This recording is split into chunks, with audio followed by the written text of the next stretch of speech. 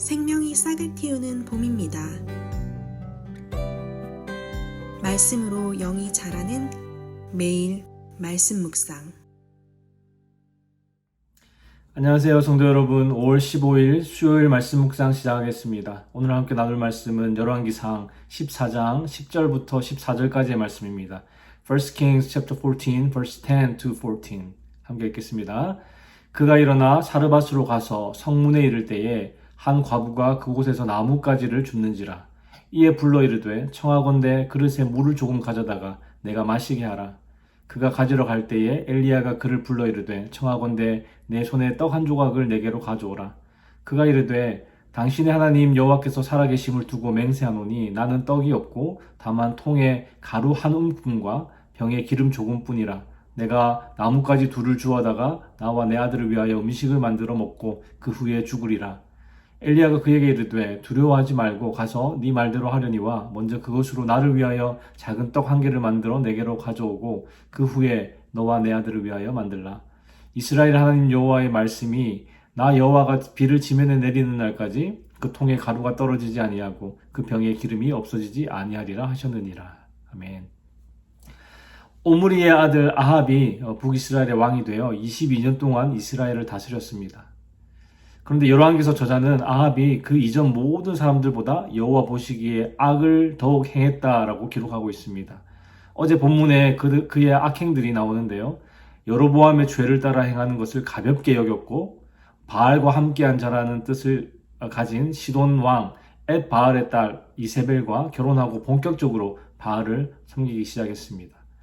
사마리아에 바알 신전을 건축하고 바알을 위한 제단도 쌓았고 아세라 신상도 세웠습니다. 하나님의 백성인 이스라엘이 바알과 아세라를 섬겼다는 것은 하나님이나 바알이나 아세라나 다 같은 신으로 여겼다는 뜻이지요. 마치 한 여자가 자기 남편을 두고 당당하게 다른 남자와 같이 사는 것과 같습니다. 하나님 보시기에 정말 악한 행위입니다. 그때 하나님은 이스라엘의 선지자 엘리야를 보냅니다.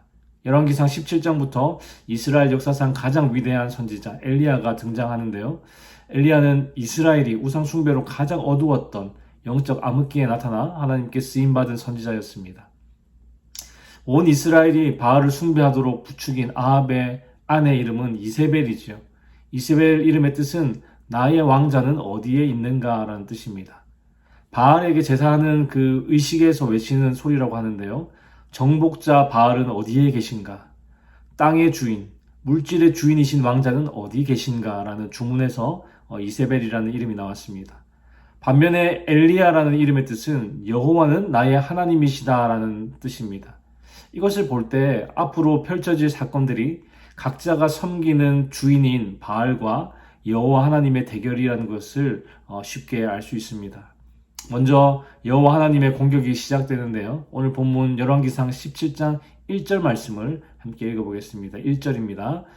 길르앗에 우고하는 자 중에 디셉 사람 엘리야가 아합에게 말하되 내가 섬기는 이스라엘의 하나님 여호와께서 살아계심을 두고 맹세하노니 내 말이 없으면 수년 동안 비도 이슬도 있지 아니하리라 하니라.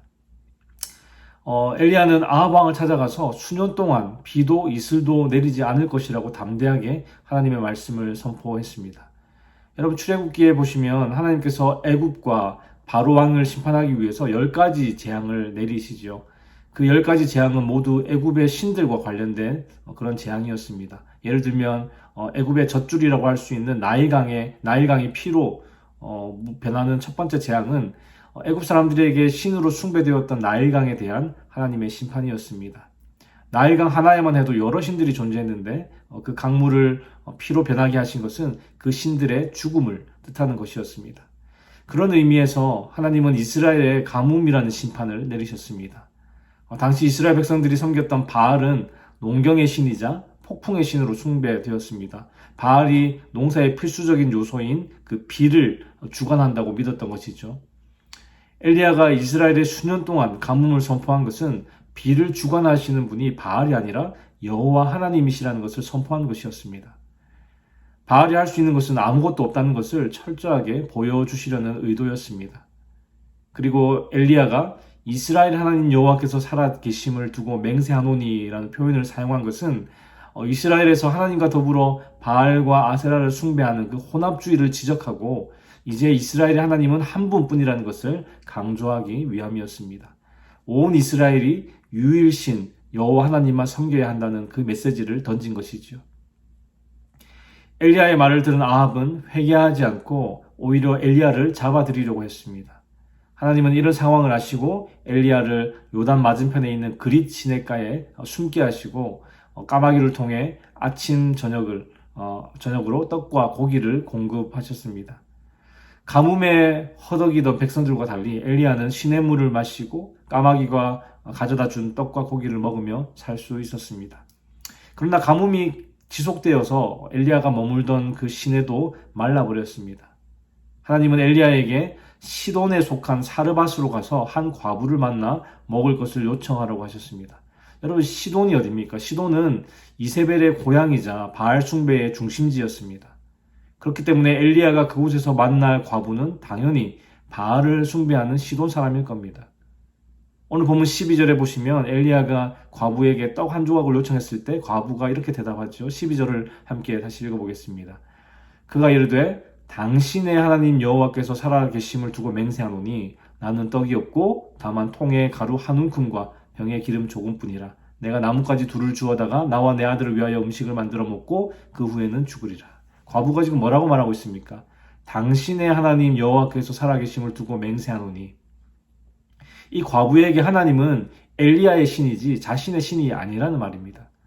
당연한 대답이죠. 그리고 이 과부는 마지막 남은 가루 한 움큼과 조금 남은 기름으로 음식을 만들어 자기와 아들이 먹고 죽기를 기다리려고 하는데 엘리야가 그것을 자기에게 달라고 하니 과연 누가 그 귀한 음식을 알지도 못한 사람에게 내어줄 수 있을까요? 그때 엘리야가 이렇게 그 과부에게 말합니다. 두려워하지 말라.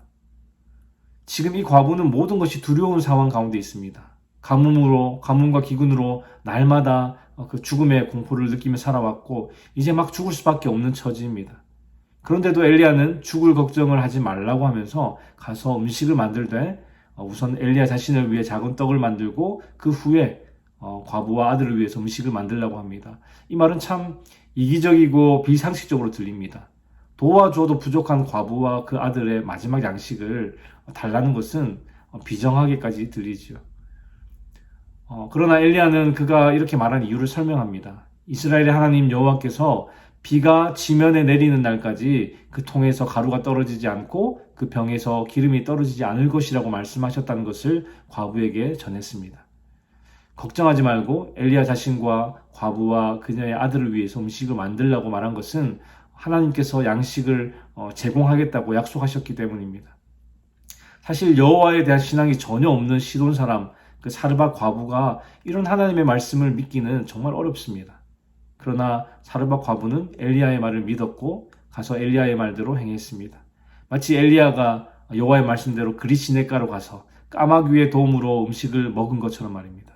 아무리 하나님이 말씀하셨다고 해도 까마귀가 떡과 고기를 물어 가져다 줄 거라는 것을 누가 믿을 수 있습니까?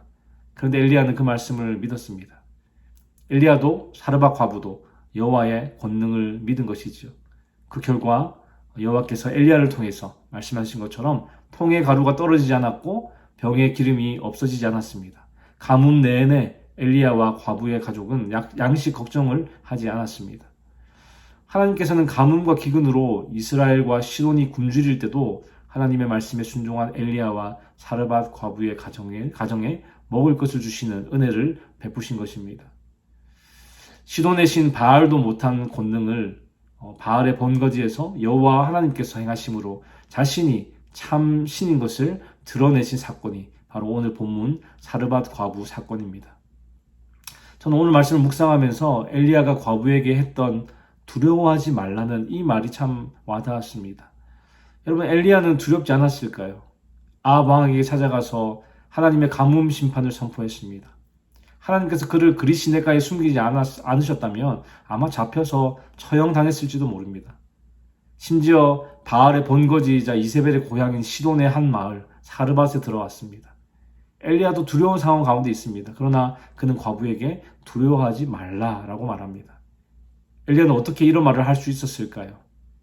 엘리야는 이미 그리 시내가에서 자신을 보호해 주신 하나님을 경험했고 지금도 그 은혜를 확신하고 있었습니다. 그래서 그 모든 것이 두려운 상황 속에서도 과부에게 두려워하지 말라고 말할 수 있었던 것이죠. 여러분, 이스라엘 백성들이 왜 하나님 외에 바알과 아세라를 숭배하게 되었습니까? 하나님은 눈에 보이지도 않고 농사 지어 먹고 살아야 하는데 비는 올 생각도 안 하고 답답해 죽겠는데 가나안 민족들과 주변 나라들을 보니까 비의 신, 풍요의 신인 바알과 아세라 신상을 세워놓고 제사를 지내는 겁니다. 그런데 그들이 참 잘 먹고 잘 사는 것처럼 보였습니다. 이스라엘 백성들은 이런 현실과 상황에 압도되어서 두려워했습니다.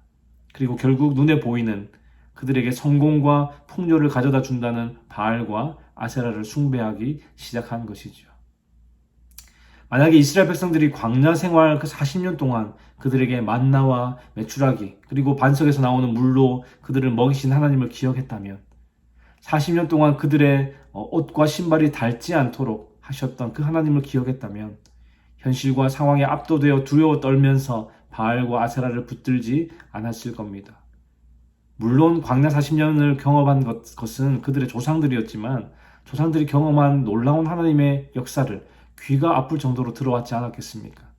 그리고 그들의 시대에도 하나님은 놀랍게 역사하셨는데 그것을 기억하지 못하고 바로 눈앞에 보이는 현실 앞에서 무너져 현실과 타협하며 하나님 외에 다른 것을 사랑하고 섬기는 죄를 범했습니다. 사랑하는 성도 여러분, 하나님은 살아계시고 우리의 삶 속에서 놀라운 일들을 많이 행하셨습니다. 우리가 하나님의 은혜라고 고백하는 수많은 일들이 있었습니다. 그러나 우리가 그 은혜에 둔해지는 순간 우리 앞에 놓여진 현실과 상황이 우리를 압도하고 두렵게 합니다. 여러분, 오늘 말씀을 통해 그리 시내가에서 우리를 보호해 주셨던 하나님의 은혜를 기억합시다. 그리고 모든 두려운 상황 속에서도 우리를 지키시고 또 보호하실 하나님을 확신합시다. 오늘 하루도 그 은혜의 확신을 가지고 두려움 없이 살아가는 저와 여러분 되시기를 주님의 이름으로 축원합니다. 기도하겠습니다. 하나님 아버지, 오늘도 말씀으로 우리를 교훈하시니 감사합니다. 이스라엘 백성들이 하나님 외에 바알과 아세라를 숭배한 것은 그들을 지키고 보호하셨던 하나님의 은혜를 잊고 세상적인 성공과 풍요를 갈망했기 때문입니다.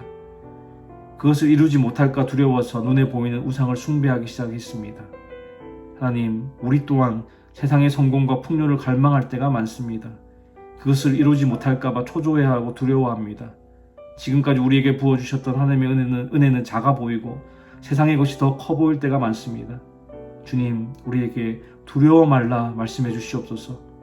하나님은 하나님의 은혜를 기억하고 확신함으로 두려움에서 자유케 하시고 세상의 헛된 우상들을 쫓아가지 않는 오늘 하루의 삶이 되게 하여 주시옵소서. 주님, 오늘도 주께서 주시는 힘과 은혜로 살아가기 원합니다. 주의 도우심으로 승리하는 하루 되게 하여 주시옵소서. 감사를 드리며 예수 그리스도의 이름으로 기도하였습니다. 아멘. 수요일 기도 제목으로 함께 기도하시겠습니다. 교육부 및 청년사역을 위해 기도하실 때 영아부, 유아부, 초등부, 중고등부 교회학교를 통해 어릴 때부터 아이들이 복음을 만나도록, 그리고 대학부, 청년부, EM사역을 통해 영적 부흥이 일어나도록 기도해 주시기 바랍니다. 그리고 구역 예배를 위해 기도하실 때에는 우리 구역장님들이 예배를 성령 충만함으로 인도하도록, 구역장님들이 그 섬김을 통해 각 개인이 먼저 은혜와 복을 받도록 기도해 주시기 바랍니다. 선교사님들을 위해 기도하실 때에는 네팔의 윤성철 선교사님, 터키의 하상욱 선교사님, 일본의 문일배 선교사님, 페루의 윤애경 선교사님을 위해서 기도해 주시기 바랍니다.